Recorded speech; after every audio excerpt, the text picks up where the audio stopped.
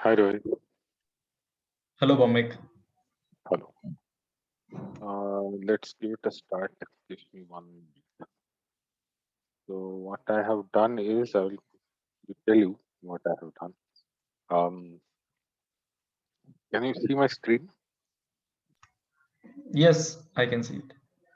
Okay. So what I've done is I've taken some notes from various places and I created this notebook file.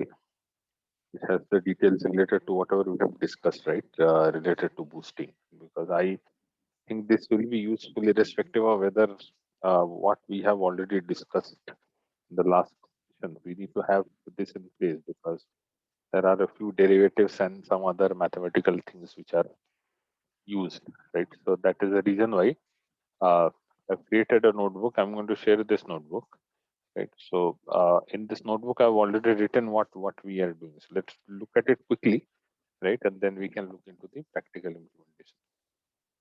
Right? So as we have seen, we are looking into an ensemble approach, right? Which means we are going to fit a lot of trees, and we have already defined that it will be decision trees, right? It will be decision trees that we are going to fit, right? So any kind of boosting algorithm is going to have in the backend decision trees. It starts with a weaker decision, so there will be a weak, I can say, estimator.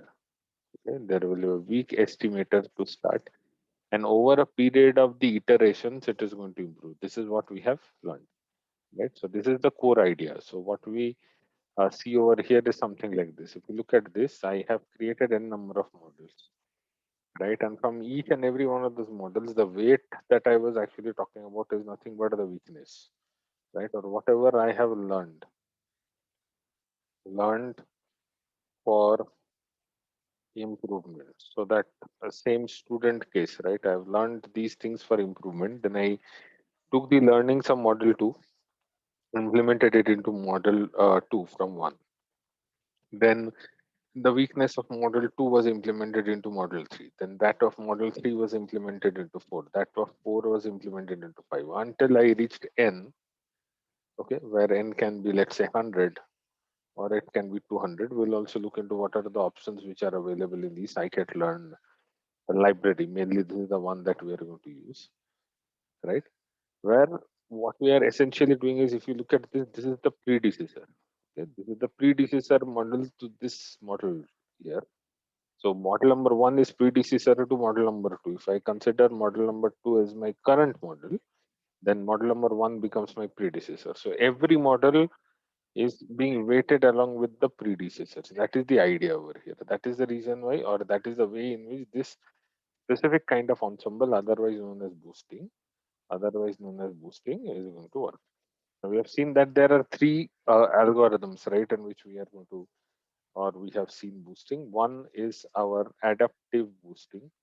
Okay? One is called adaptive boosting. One is called gradient boosted trees, and the third is known as extreme gradient boosting. Right. So these are the three that we have seen. Right. These are the three that we have seen. Okay. Just a moment.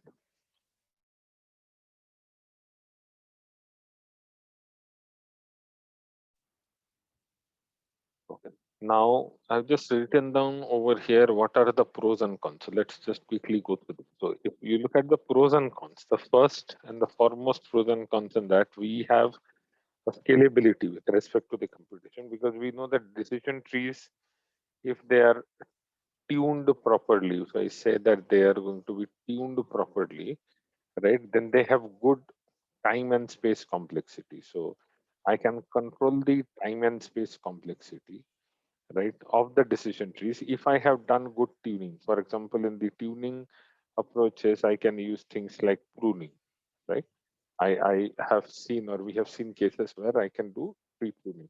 So if I do pruning, then I will be able to create good decision trees. For example, I mean, this is just one way in which we can make a decision tree better, which means because we are in case of all the boosting algorithms, we are using decision trees as the estimator, right? As the estimator. That's the reason why it is going to have the scalability. Now we can Okay, this is actually a star mark. We can handle missing values, and we can easily do that because decision tree is, to a very good extent, it is not affected, right? It is not affected. Okay, it is not affected by nulls, right? It can still work if there are nulls, but if there are more number of nulls in the data other than a certain percentage, then that will be a problem. So what I follow from my side is that if I look at any data D and it has, let's say, column 1, column 2 until column number k, so it has k columns. In any of the columns, there should not be more than, okay, 5% missing values. Okay, if I have more than this, okay, I start to think about it as to what I can do. Maybe there are a lot of options that I can employ. Maybe for this time I'm going to drop the column. I'll go back to my data engineering, or the way I have collected this data. I'll rethink about this and then we'll come back, because missing more than 5% of data is really going to be a problem.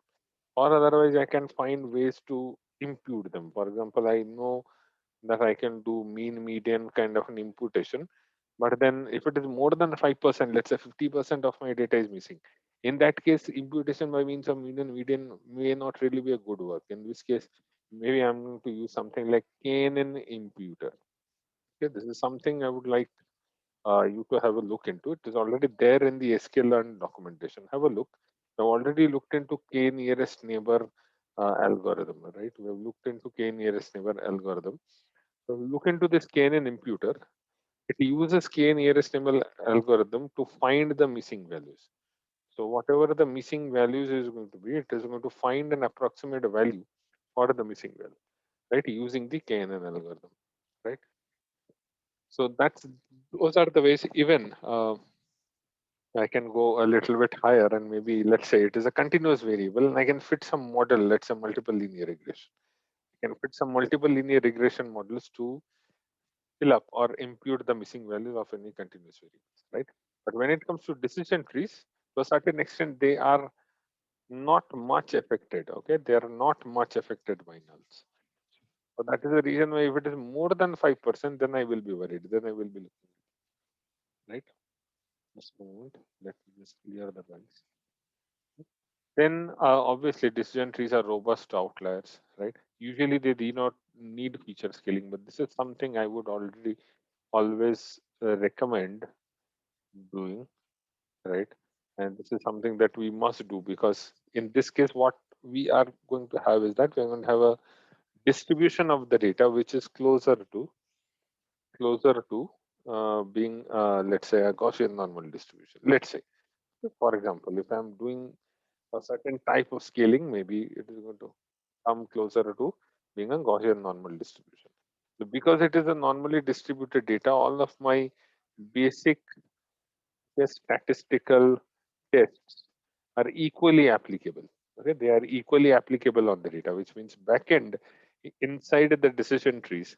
Okay, inside the decision trees, however tests they are going to perform. For example, we have looked into things like Gini and entropy, right? We have looked into things like Gini and entropy, but inside a decision tree, there is also a use of chi-square test. Okay, there is also a use of chi-square test when we select the right divide.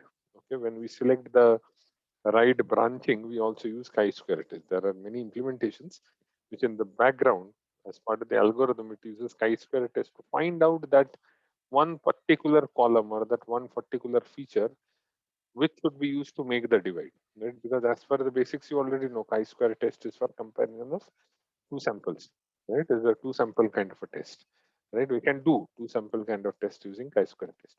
So if I make the distribution something like this, it is going to help me in the long run. So that is what I'm doing, right? So these are the pros and cons. Have a look into them. If you have any doubts, okay, if you have any doubts, please do let me know. The most important con, which is as per me, is that if I have a very high variety of data, if my data variety is very high, right, um, then each and every execution will need a very good amount of computational power. So that's really a problem for me. The second thing is that linear combination cannot be extracted. For example, I cannot have a final equation or a a final model which is going to be, let's say my final model is g of x, which is going to be some kind of a beta 0 x0 plus beta 1 x1 plus beta 2 x2 until beta n xn, where x1 x2 until xn are the features, right? They are the features. They are the features in the data, and beta 0, beta 1 until beta n, they are the the parameters, you can say, or they are the slopes and the intercepts, right? They are the slopes, right? They are the slopes. They are the parameters. So I don't have a linear equation. I cannot create a linear equation out of any kind of boosting that I do. Right? Any boosting method is not going to result into a model like this, which means I will not be able to understand in a very easy way what are the feature importance. There are certain ways, by the way, to understand that. For example, I can plot the tree and I can find the root node. Okay, let's say this is the root node, and then I have done the first branching. This is my first branching. Let's okay, this is my first branching. If I'm doing the first branching, obviously this root node has the lowest impurity, right? This has the lowest impurity. If it has the lowest impurity, right, then I can clearly say this is the most important feature, right? So that's one way to get the feature importance. Then again, if I have some data, I can do principal component analysis and find out how it works, right? So do have a look into the pros and cons. Do let me know if you have any doubts, right? So now I have also mentioned the details related to ADA boost. Okay, I have mentioned the algorithm which we have already looked into it.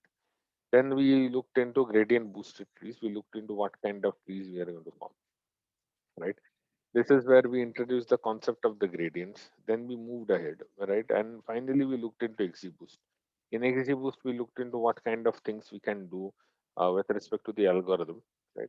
So, with respect to the algorithm, this is what we have already discussed. So, that is what I have already mentioned over here, right? So, these are the things that we discussed. If you remember in the last class, we discussed specifically about this Hessian function, right? So this is an Hessian function which we have discussed, right? This is actually just a quick note. This is actually a PNG photo, right? I'm going to provide a zip file. Okay, I'm going to provide a zip file of this notebook. You just have to extract it. I'm going to put the notebook, the data, and the PNG file into the same file so that you extract it into a same directory, and you should be able to see all the images. Now we looked into this Hessian function using which we did what? We calculated the similarity, right? We calculated the similarity for each and every node, for the root node, for the left node, as well as for the right node, right? Then we found out what is the gain of this breakup, right? That we have done. If we have broken down a root node into a left leaf and a right leaf, what is the kind of gain that we are getting? If we are really getting something, right? If we are really getting something, which means gain minus lambda, sorry, gain minus gamma is equal to 0, where gamma is basically the pruning parameter, right? It is basically the parameter by means of which I'm optimizing the decision tree by doing decision tree pruning. Right? I'm doing pruning of the tree. I'm cutting down the leaves, right? And then the learning will be done by this new equation, which is the new value that I obtain for each and every observation will be old value plus the learning rate multiplied by the prediction. Okay? The prediction is what? The prediction that I've got earlier. Okay? So this is what we are doing in case of the gradient boosting. Now, obviously,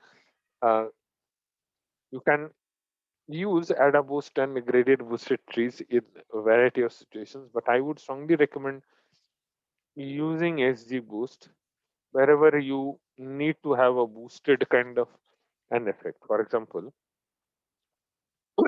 if I am looking into, let's say, um, any use case, okay, and this use case, let's say, is related to medical field, okay, or healthcare field.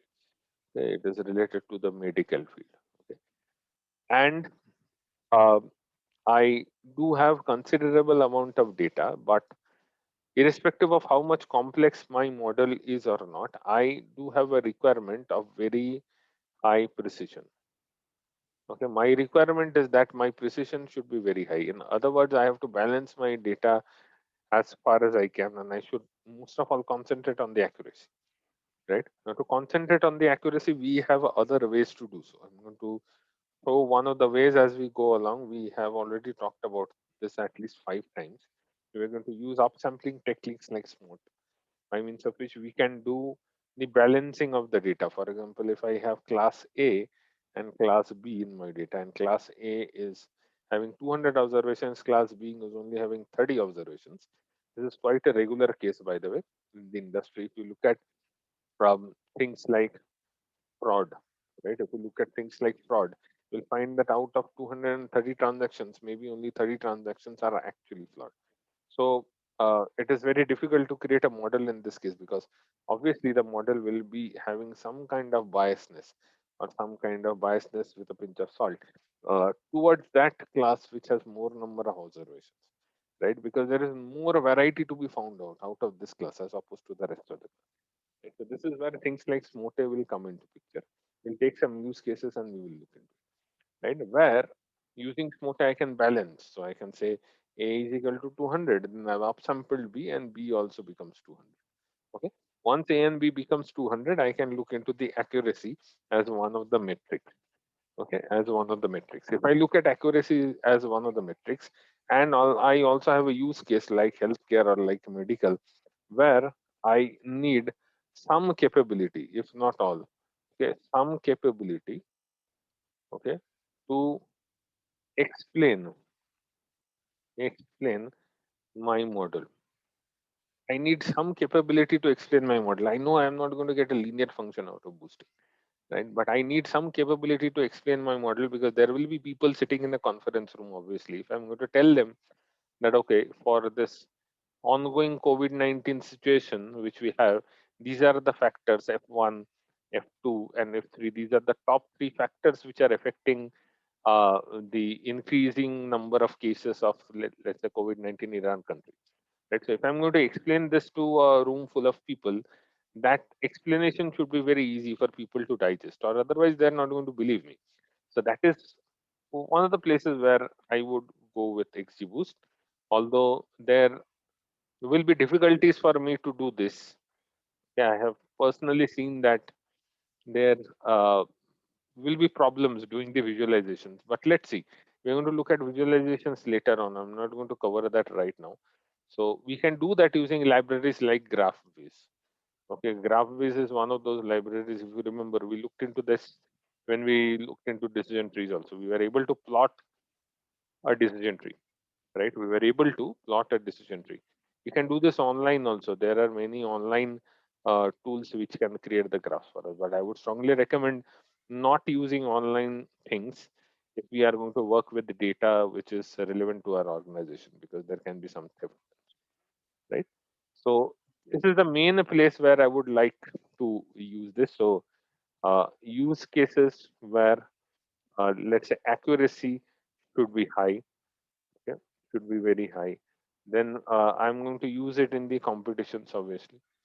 And if I'm going to participate in the competitions, I would always look into boosting methods, because they'll really help me, right? So these are the two main places where I would look. Accuracy should be high with a pinch of salt, which means it should be more than what I expect from a logistic regression model, right? Even if a logistic regression model is giving you better explainability, please go ahead. If it is giving you a generalistic model as compared to XGBoost, because at times XGBoost can be difficult to explain. If that is the case, please go ahead. Please go ahead using a logistic regression. Please don't go with XGBoost, because the main thing here is to solve a problem, and then people should understand what you have found, right?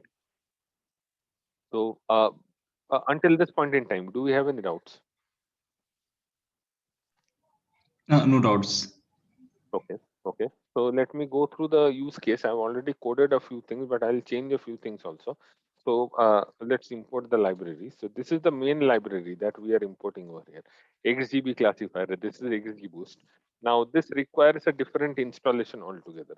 So you have to do a pip install xgboost, right? If you have not already done that, so you'll have to do what insert cell above, and then you'll have to do something like pip install xgboost. Okay. Since I have already done the installation, if I run this cell, it is not going to do anything. It's just going to say that it is already the requirement is already satisfied. I have already downloaded it, right? But XGBoost is going to depend on NumPy and SciPy. So all the internal calculations are being done using numerical Python and the scientific, right? Now there is one library which I've imported over here, which we never talked about, which is Pickle. I'm going to talk about Pickle at the end, okay, at the later stage. Okay, so this is also a library which, if you don't have, you can install. Okay, you can install using the pip install command that I have made a mistake. So you can do the pip install Pickle. I don't know why it is not really coming up. Maybe it has been installed as part of Anaconda distribution only, or maybe I'm using a wrong name over here. And I'm sorry for that. But it has to be. It is a library that we are using for the first time. I'm going to show you why we are doing that. Now let's look at the data. So the data that I'm going to use is going to be the same diabetes kind of a data set. I'm using that because there are a few problems with that data. Okay, so this data set is a good toy kind of a data set to look into, because there are a few problems with the data that we need to handle, and that gives us good intention as to how XGBoost can be used, right? So let's load the data. Let's look into the data first. So we do have columns like this, and this is the target, is diabetic. So is diabetic is the target, and this is going to be a categorical column. It is already encoded for us. Good news. So either the person is diabetic, which is given by 1, or the person is not diabetic, which is given by 0. Now we have the columns which are like this. So I can take a list of the columns, right, where there are, let's say, missing values. Okay, so I have already done this earlier, but uh, let's try to look into this data dot info. So if I do an information, I can see that there are no missing values right now. Okay, but the reason why I have taken a certain set of columns over here is because if you look at data.describe, right, this is something, this is a problem that we have seen earlier also. Let's quickly go through this problem once. With this data, there are certain fields where the minimum value is 0. Now number of time pregnant can be 0. A person can be 0 times pregnant at times, but plasma glucose concentration being 0, diastolic pressure being 0, triceps fold thickness being 0, this is really a problematic thing. Serum insulin is 0. These are values most probably. BMI is equal to 0. These are values where there are problems with the data recording, you can say. So while the data was recorded, or while the data was uh, written down, there was some problem. So we have to do something about these zeros, right? So one thing what we can do is that if you look at the distribution itself, there is some some cases where there are presence of outliers. Some cases, I cannot believe this 50% value right now, but a good idea will be to use mode. A good idea, good starting point will be to use mode. To do that, you can also look into the distribution of each and every field. So that is also a good thing that we can do. For example, um, we can look into, uh, but if I look into the distribution right now, that will be a problem. So let me do one thing for each call. No, so let me delete it from here. I'm just going to write down the list of the columns, right? I'm going to write down the list of the columns, and then what I'm doing is I'm replacing all those values with np-nan, which means I'm making them nan, right? Once I'm making them nan, then I can do a very easy replacement. And usually the replacement that I'm using in this piece of code that you can see is actually the mean and median kind of a data, right? So basis your understanding of the scenario, you can try to do that. But once you have done this, then you can look into the distribution of the data. For example, if I have done this now and there is really nothing missing from the data, what I can do is that I can try to look into SNS dot share plot. and I can pass the data. And hue, hue can be my target column, which is diabetic. So I think this is the column name plt dot. So uh, plt dot figure, fig size is equal to, let's say, 12 given by 10. So let's see. PLT is not defined. Very good. I think I have not imported matplotlib. Not sure why I did that. From import matplotlib pyplot as PLT, import cbond as SNS, import warnings dot filter warnings inside bracket ignore. Okay, it should work now. Let's see. Give me a minute. So it should work now. But this will take some time.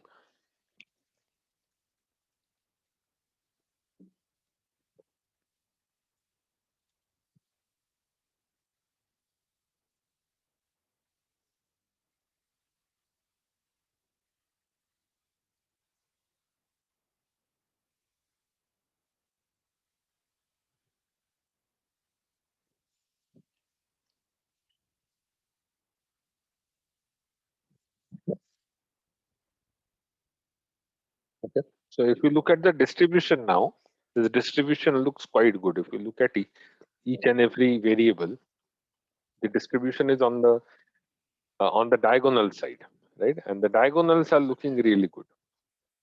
And there are certain hints also that we are getting. For example, in some cases, it is really very easy for us to bifurcate. Not really easy. I can't say it is entirely easy, right? But there are not much hints that we are getting that I can see, because if you look at the overlap of the blue, right, of the blue and the orange graphs here, or maybe here, the overlap is quite big, and that's the reason why it is very difficult for us to find a decision boundary, right? So this is one of the hints. Okay, you can take this as one of the hints where, if this is the case, a linear model may not really help me. So this is the case where I will try to use a support vector machine, or I'm going to use an XGBoost kind of a classifier, because I know in both of the cases, okay, the way they work internally, SVM, I know it is going to use things like kernel tricks. Going to use things like kernel tricks, and XGBoost, because it is going to create my hyper uh, cuboids. Okay, I'm going to say hyper cuboids of the data basis the decisions, right? Then I can, using the power of this boosting that I'm using, okay, I can make this really powerful so that it can go inside the features of this data. It can go inside the patterns, okay, of this data and find out things. So this is the place where SVM and XGBoost will help. I'm not saying that this is where you should not give a try with logistic regression or something like that. You should always give it a try. But if you look at the distribution of the data, there is no clear cut kind of a bifurcation. Even more important, it's a very interesting thing I just saw. If you look at this diagram, okay, particularly, not sure how much you can see it. Let me just do one thing. Go over here and let me try to increase the zoom. No, increase the zoom, it is not helping. Okay. So my point is, if you look here, okay, if you look here, you can see there is a middle concentration of oranges and a boundary concentration of blues. On the boundaries, we have blues. Blues are what is diabetic. This is the agent. Blues are zero, where people don't have diabetes, and people who are diabetic are in the middle section. So this is basis body mass index. Okay, this is basis body mass index. Let me just clear the drawing. Y-axis is body mass index, and what is this is insulin.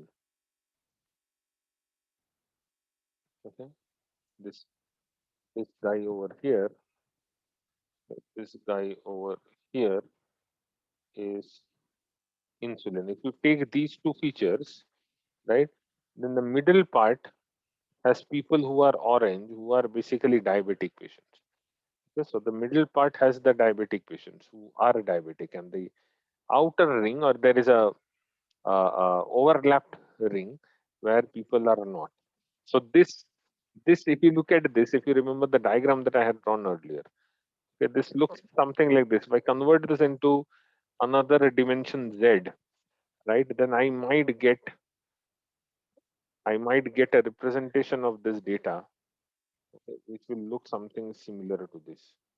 Right? So I will get one class and the other class at the bottom. So this is one class, this is one class, right? And hence I can create a decision boundary, which is nothing but, in this case, it is going to be my hyperplane, and I will be able to differentiate between one class and the other class. So these are the hints that we can look into, right, in the data. This is a good hint that my problem statement can be solved using SVM. Maybe SVM is a good use case, right?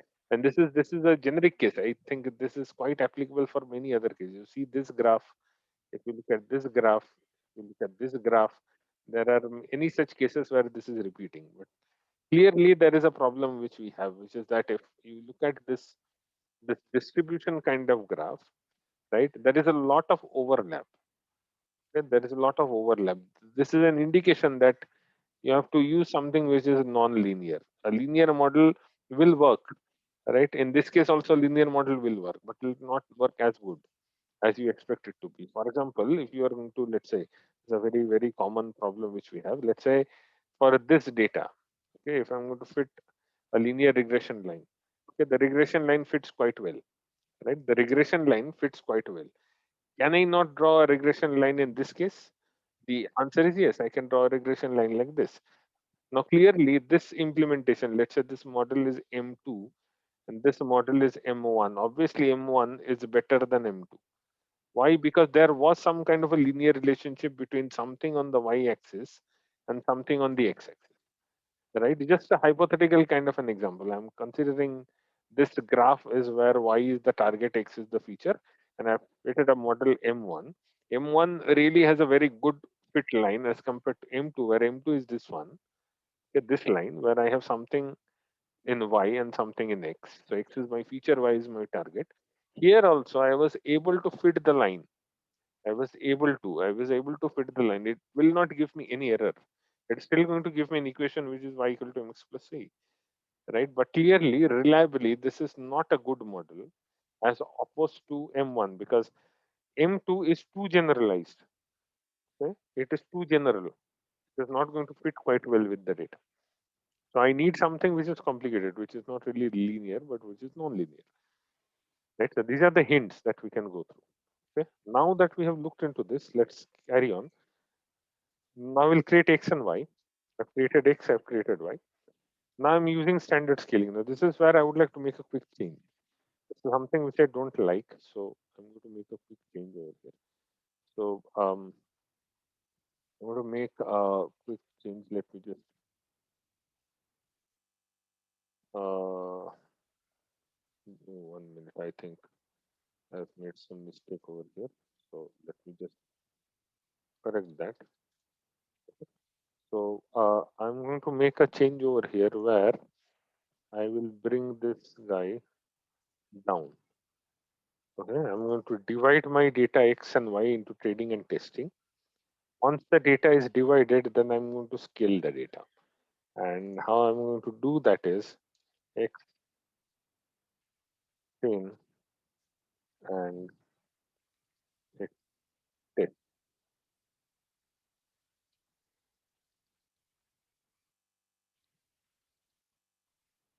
Okay, okay, sorry. I've named them as uh, test. Okay. So test x and train x. Right. So train x is going to be this. Train x is going to be this, and this is going to be test x. Okay. So what I'm doing over here is I'm first of all breaking the data into training and testing. Then I'm doing a fit transform of scaling on the training data, but only a transform on the testing data.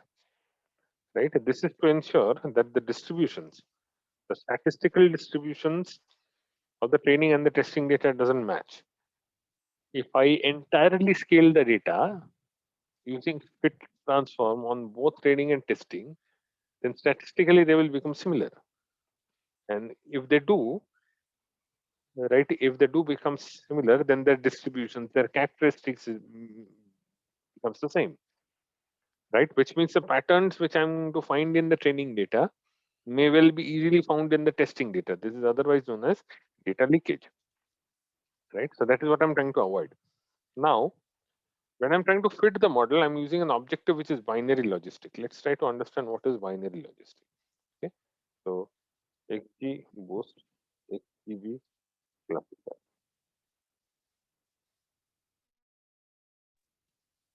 So if you look at this guy, okay, so here, um,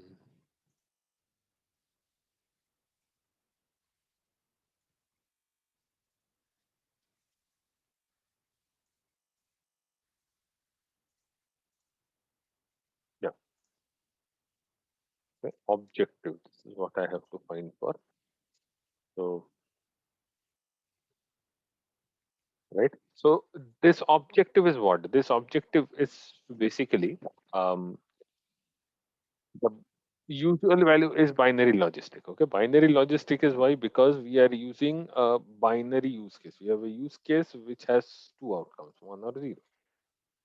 Right. That is the reason why we are specifying the objective, or we can use a custom objective also. It is saying see the node below.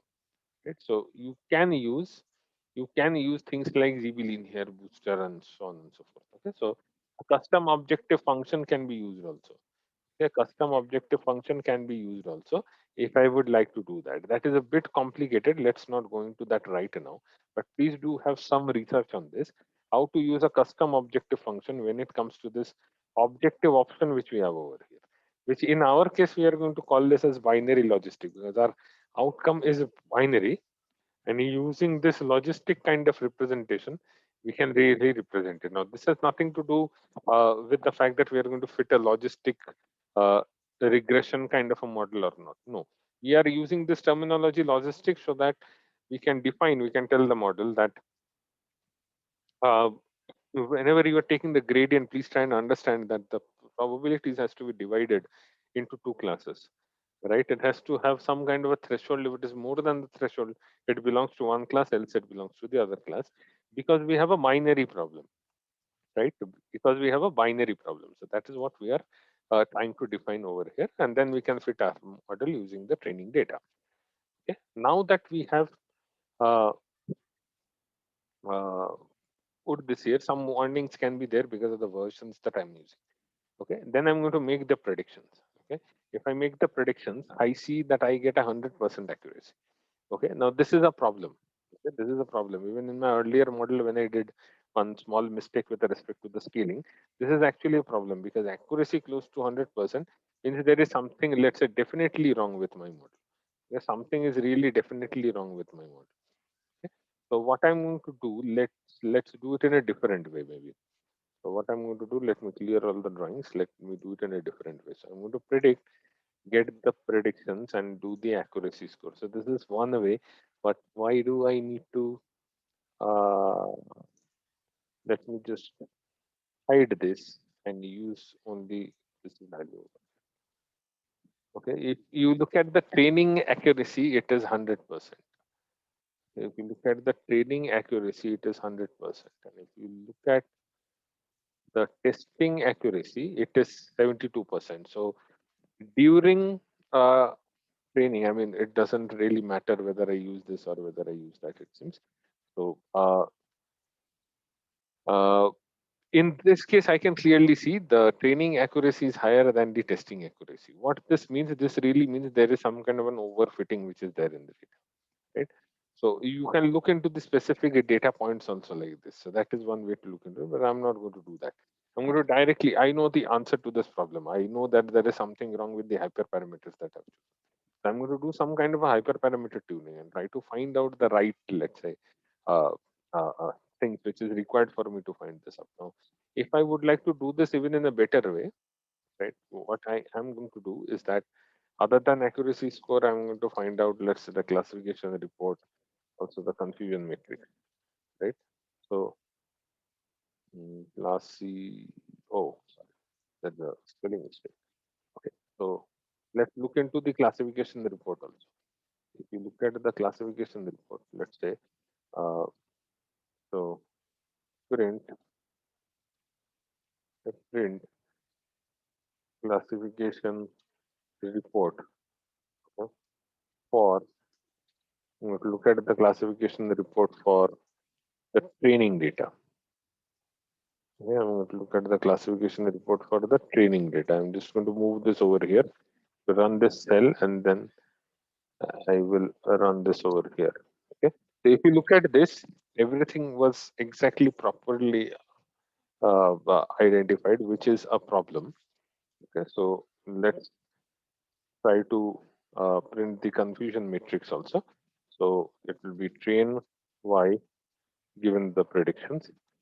Okay. If you look at this, the confusion matrix also uh, uh, uh, look at the exact point. I mean, each and every point is identified exactly. Okay, each and every point seems to be identified exactly. Okay, so this is kind of a problem. So let's see if this problem is repeated in the testing data also, because I think, let's say, what is going to happen in case of the testing data. So I need to run this, and then I have to run this one. I believe this is not going to work because, oh, of course, yes. I'm going to use test underscore y, right? So if I look at this now in the testing data, I have some problems with the class where I'm trying to identify whether there was a diabetes or not. So the positive class, because of this class imbalance, there has to be there is some problem which we are getting over here. Even if I look into the confusion matrix also, this will be the same kind of a thing. So if you look at this, I'll just use test y and put it over here. If you look at the confusion matrix, clearly there are misclassifications, right? However, this one looks realistic as opposed to, if you look at the outcome it has given in the training stage, it is not really realistic. So what are we going to do? We know the answer. We're going to do the grid search cross validation, and here what we are going to tune, the most important, it's a parameter, as I've said, is the learning rate. Okay, so first of all, I would like to tune the learning rate. Then I would like to tune the max depth. Then I would like to tune the number of estimators. Okay, I would like to tune the number of the estimators. Okay, and then I'll create a grid like this. I'll create a grid like this, and then I'm going to fit the grid with my training data, right? So let's create the parameter grid. The rest remains the same. If you look at this, n estimators is basically the number of uh, uh, trees which we are going to have in the model. Max depth is going to be the depth of each and every model, right? And the learning rate is going to be the eta value, the value in which we are really learning, right? So if I do a grid fit, let's see what it is going to tell me. So uh, parallel equal to -1, I have not used. I should have done that. So let me just do one thing. What was 3 in jobs equal to -1. Right? If I do this right? There are 400 fits that it is going to do. Let's wait for 2 minutes. This should be complete. In the meanwhile, I saw there is a message from Shashwat. Let me tell him.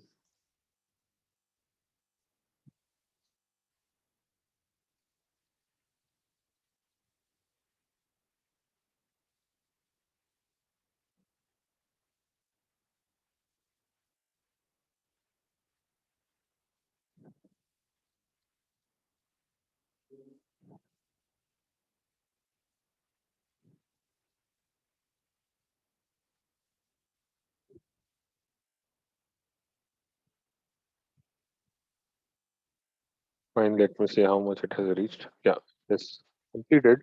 Let me find the best parameters. This is the best parameter, or I can also find, as you already know, grid dot best estimator, right? And this should be the best estimator which I have. Okay, so this is the best estimator which I have. A lot of such parameters are there, but let's just try to use the best parameters that we have found. Okay, so we are just going to use the parameters that we have found out and we have fed the model. Now let's see what is going to be my testing accuracy as well as the training accuracy. So what I can do is that I can come over here and I can just try to do a copy. I can do a paste. Do a paste. Okay. Uh, okay. Now I think I did some kind of a mistake. So let's come over here. Okay, so let's take it from here. So this is the training accuracy. Let's see what is going to be the training accuracy this time. So so the accuracy still comes out to be 100%. Okay, so this is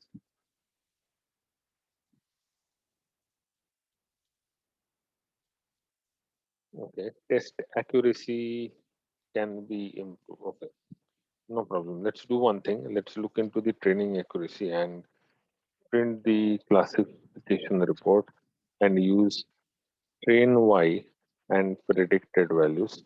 Obviously, I know what is going to be the predictions. Sorry. Okay. So everything is classified to be one when it comes to the training data. Now let's look into the testing data. So let's check the testing accuracy. So if I look at the testing accuracy, this is going to be test underscore x. Okay? And I'll use test underscore x over here. Uh, no, maybe I have done some mistake. Why not? Just copy it from here. Yeah. So I think I did some mistake while calculating the value. It is still 72%. We were not able to do much to improve it. Right? It did not really improve to a very good extent, but it does a good learning. I mean, if you uh,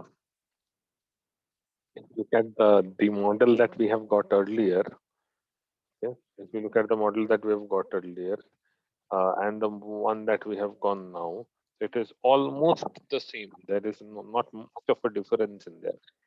Yeah, there is really not much of a difference in there. Maybe we can do some more of a grid search, right? We can try to use some more, let's say, parameters, some more values of the parameters, and try to see which one really fits well, right? Because we still see there is a very good gap between the training accuracy and the testing accuracy. So this is something that we will need to look into.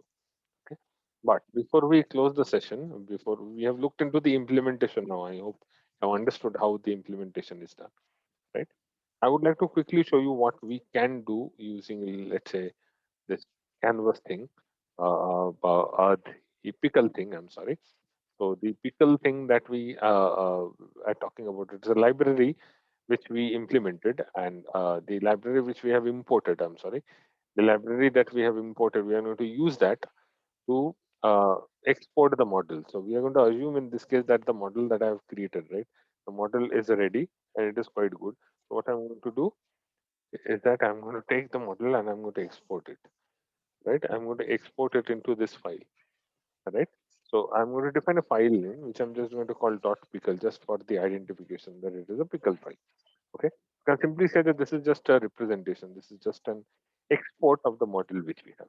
Okay. So I've given it a file name, right? Then I'm using that pickle library, okay, to dump my model. So what is my new model? Let me just quickly see. Okay. Yes. This is where I have made a mistake. So let me just change this and see how it looks. Okay. Should be new model, right? In the new model, we have somewhat better, but not really that better. Okay, so new model, and I'm opening this file, right?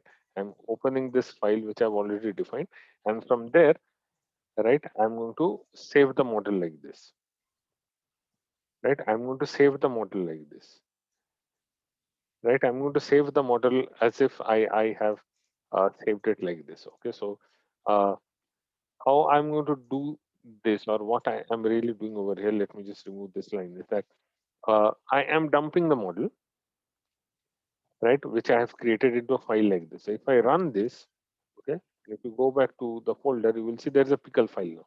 And if you open that pickle file, if you try to open it, it's not going to open because it is a binary file. How it is stored is actually binary, which means only my model, my code can read it, right? Only my code can read it. So what I'm going to do, I'm going to use my loaded model, right? And there seems to be a predict, right? Or there is some mistake that I have done over here. I think I'll have to correct this. I'll get back to you. Don't worry about this right now. But the idea over here is that I can load a model. Okay, I can load a model like this one. I have reloaded the model that I've just saved. I saved my model in a binary file. I have reloaded the file, and then I'm able to do the prediction. Right, I'm able to do the predictions by means of this. So I can simply pass the values over here. I can simply pass the values. I'll just have to check. I believe I'm using some wrong function. Okay, so maybe that's the reason why I am not able to do the loading properly. So I loaded this.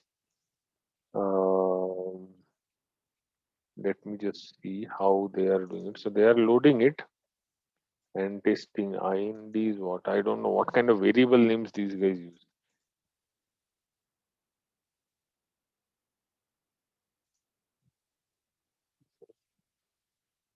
These are really not the thing. No, I don't think this is the right way to do it. Don't worry about this right now. Forget this right now. I will be telling you about this at a later stage. Let me delete it. Okay. So this is one of the ways. I just wanted to show you that this is one of the ways, okay, in which I can read the model and then I can load the model back. So if you look at this loaded model, what I can do, I can use this loaded model now. I can use this loaded model now, and I will be able to pass some inputs which I have. Okay, I will be able to pass some inputs which I have, some input data which I have, and it will be giving me the outcome, right, or the predictions real time. Now the thing is, what is going to be the advantage of this? I mean, what am I really going to achieve with this? If you look at this, what we are really achieving is that using this pickle file here, I'm able to save the model or I'm able to export the model. So basically, the entire model is getting exported as just another binary file. Now, if I have the proper readers, then in any programming language like Java or Python, okay, or C++, depending on how I have done this export also, I will be able to read this pickle file. I will be able to read this model and I will be able to do the predictions, right? I will be able to do the predictions, which means that this export is giving me a capability that every week, let's say every week Sunday, I'm going to take some new data of these diabetes patients of, let's say, of a delta of the last 6 months. I will train my model. Okay, I'll train my model using some kind of a scheduled job. Okay, so I'll create this Python code in such a way that I can put it down inside my server as a scheduled job. I'm going to train this. I'm going to train the model every Sunday. Okay, and then I'm going to put the outcome as a pickle file. Okay, then I'm going to put the outcome as a pickle file. Now, this pickle file can be distributed. I'm going to distribute this pickle file to all my application teams. Okay, or to all of those applications. Okay, to all of those applications who are going to use this prediction. Let's say there will be application A1 or A2 or A3 or A4. So let's say variety of applications, okay, will be using this, right? So I can send this over to those variety of applications, right, and they will be able to import this pickle file just like I did. They will be able to load the pickle file using the file that I have sent, right? So they can use this pickle file and they can read it, okay, read the binary file, and then they should be able to make the prediction, right? They should be able to make the prediction. Right, so that is the advantage of using a pickle file, although we were not able to complete it right now. I believe I've done some mistake in there because of which I'm not able to find out the actual root cause. Okay, maybe I have done some mistake in there. So let me get back to you on that. So I will try to fix it and then we will get back to it, right? I think that's all. That's all I wanted to share. If you have any questions. Yeah, I think we can do this pickle thing for every model, Yes, not just this yes, XGBoost. yes, yes. Okay. We can do this for any model because pickle file is basically just a binary file. You can say it is just a binary file. It is something like you are converting your Java code into a binary code. Try to hypothetically think about that. You are converting your raw textual code into a binary code. And then you are able to do what? You can take that binary code and put it onto your mobile phone, it is going to work. You can put it onto your tablet, it is going to work. You can put it onto your laptop, it is going to work. Right? So that is the use of creating a pickle file. You can create a pickle file and then you can distribute the model. So for each and every model, whenever we are at a certain stage, right, where we are quite sure that yes, we have created the model quite well, and we are ready to distribute the model, we take the model, we save it into a pickle file, and we will be able to do uh, the productionization or the deployment using it. Okay. Okay. Sure. Okay. Any other questions, Rohit? No, no doubts as of now. Okay, then let me do one thing. Let me take a zip of everything, and I will be uploading this into the session folder for today. Thank you for joining. I'll just try to save this, and I'll try to see what we can do with respect to this pickle thing which did not work. Okay, so I'll have a look into that. I think I made some mistake while calling the APS, and then I can update the file. Right? Sure. Sure, Bhumik. Thanks. Okay. Thank you, Rohit. Thank you for joining in. Good night. Thank you.